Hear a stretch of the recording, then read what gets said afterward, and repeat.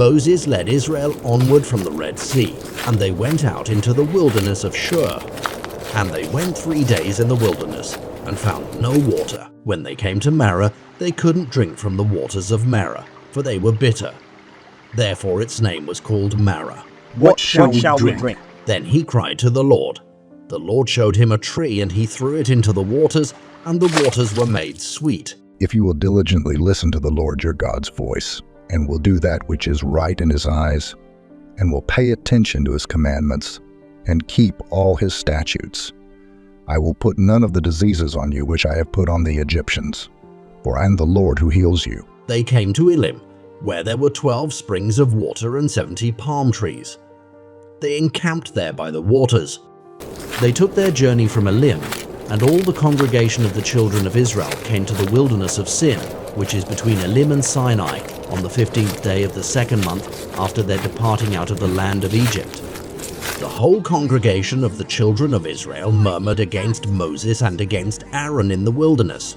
And the children of Israel said to them, We wish that we had died by the Lord's hand in the land of Egypt, when we sat by the meat pots, when we ate our fill of bread, for you have brought us out into this wilderness to kill this whole assembly with hunger. Then the Lord said to Moses, Behold, I will rain bread from the sky for you, and the people shall go out and gather a day's portion every day, that I may test them, whether they will walk in my law or not. In the evening, quail came up and covered the camp. And in the morning, the dew lay around the camp. When the dew that lay had gone, behold, on the surface of the wilderness was a small round thing, small as the frost on the ground. What is it? It is the bread which the Lord has given you to eat. The children of Israel did so, and some gathered more, some less. When they measured it with an omer, he who gathered much had nothing over, and he who gathered little had no lack. They laid it up until the morning, as Moses ordered, and it didn't become foul. And there were no worms in it. Moses said to Aaron, Take a pot and put an omer full of manna in it, and lay it up before the Lord to be kept throughout your generations. The children of Israel ate the manna 40 years, until they came to an inhabited land. They ate the manna until they came to the borders of the land of Canaan. All the congregation of the children of Israel traveled from the wilderness of Sin, starting according to the Lord's commandment, and encamped in Rephidim. But there was no water for the people to drink. Therefore the people quarreled with Moses and said, Give us water to drink. Why do you quarrel with me?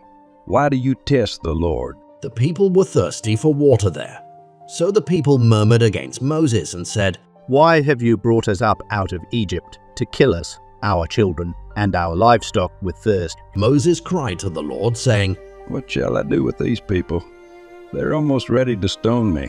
Walk on before the people, and take the elders of Israel with you, and take the rod in your hand with which you struck the Nile, and go. Behold, I will stand before you there on the rock in Horeb. You shall strike the rock, and water will come out of it, that the people may drink. Moses did so in the sight of the elders of Israel. He called the name of the place Massah and Meribah, because the children of Israel quarreled, and because they tested the Lord, saying, Is the Lord amongst us or not? In the 3rd month after the children of Israel had gone out of the land of Egypt, on that same day they came into the wilderness of Sinai. When they had departed from Rephidim and had come to the wilderness of Sinai, they encamped in the wilderness, and their Israel encamped before the mountain. Moses went up to God, and the Lord called to him out of the mountain, saying, This is what you shall tell the house of Jacob, and tell the children of Israel.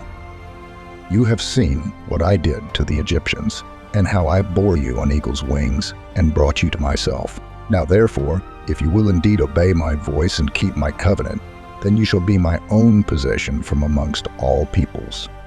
For all the earth is mine, and you shall be to me a kingdom of priests and a holy nation. These are the words which you shall speak to the children of Israel. Moses came and called for the elders of the people, and set before them all these words which the Lord commanded him. All the people answered together and said, Moses reported the words of the people to the Lord. On the 3rd day, when it was morning, there were thunders and lightnings, and a thick cloud on the mountain, and the sound of an exceedingly loud trumpet. And all the people who were in the camp trembled. All of Mount Sinai smoked, because the Lord descended on it in fire, and its smoke ascended like the smoke of a furnace, and the whole mountain quaked greatly. The Lord spoke all these words, saying, I am the Lord your God, who brought you out of the land of Egypt, out of the house of bondage. You shall have no other gods before me. I am the Lord your God. You shall not have strange gods before me. You shall not take the name of the Lord your God in vain. Remember to keep holy the Lord's day. Honor your father and mother. You shall not kill. You shall not commit adultery. You shall not steal. You shall not bear false witness against your neighbor. You shall not covet your neighbor's wife. You shall not covet your neighbor's goods. All the people perceived the thunderings, the lightnings, the sound of the trumpet, and the mountain smoking. When the people saw it, they trembled and stayed at a distance. This is what you shall tell the children of Israel. You yourselves have seen that I have talked with you from heaven. You shall most certainly not make gods of silver or gods of gold for yourselves to be alongside me. You shall make an altar of earth for me, and shall sacrifice on it your burnt offerings and your peace offerings, your sheep and your cattle. In every place where I record my name I will come to you, and I will bless you. If you make me an altar of stone, you shall not build it of cut stones. For if you lift up your tool on it, you have polluted it. You shall not go up by steps to my altar, that your nakedness may not be exposed to it. Come, make us gods who will go before us. As for this fellow Moses who brought us up out of Egypt, we don't know what has happened to him. Take off the gold earrings that your wives, your sons, and your daughters are wearing, and bring them to me. So all the people took off their earrings and brought them to the leader. He took what they handed him and made it into an idol cast in the shape of a calf, fashioning it with a tool. Then they said, These are your gods, Israel, who brought you up out of Egypt. When the leader saw this, he built an altar in front of the calf and announced. So the next day the people rose early, sacrificed burnt offerings, and presented fellowship offerings. Afterward, they sat down to eat and drink and got up to have fun and play. Go down, because your people, whom you brought up out of Egypt, have become corrupt. They have quickly turned away from what I commanded them, and have made themselves an idol cast in the shape of a calf. They have bowed down to it and sacrificed to it, and have said, These are your gods, Israel, who brought you up out of Egypt. I have seen these people, and they are stubborn. Now leave me alone, so that my anger may burn against them, and I may destroy them. Then I will make you into a great nation. But Moses asked the Lord to please spare the people. He said, Why should your anger burn against your people, whom you brought out of Egypt with great power and a mighty hand? Why should the Egyptians say, It was with evil intent that he brought them out, to harm them in the mountains and wipe them off the face of the earth? Please turn from your fierce anger and do not bring disaster on your people. Remember your servants Abraham, Isaac, and Israel, to whom you promised. I will make your descendants as numerous as the stars in the sky, and I will give your descendants all this land I promised them, and it will be their inheritance forever. Then the Lord relented and did not bring on his people the disaster he had threatened. Moses turned and went down the mountain with the 2 tablets of the covenant law in his hands. They were inscribed on both sides, front and back. The tablets were the work of God. The writing was the writing of God, engraved on the tablets.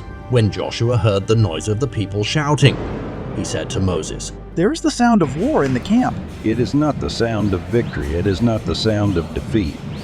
It is the sound of singing that I hear. When Moses approached the camp and saw the calf and the dancing, his anger burned, and he threw the tablets out of his hands, breaking them to pieces at the foot of the mountain. He took the calf the people had made, burned it in the fire, ground it to powder, scattered it on the water, and made the Israelites drink it.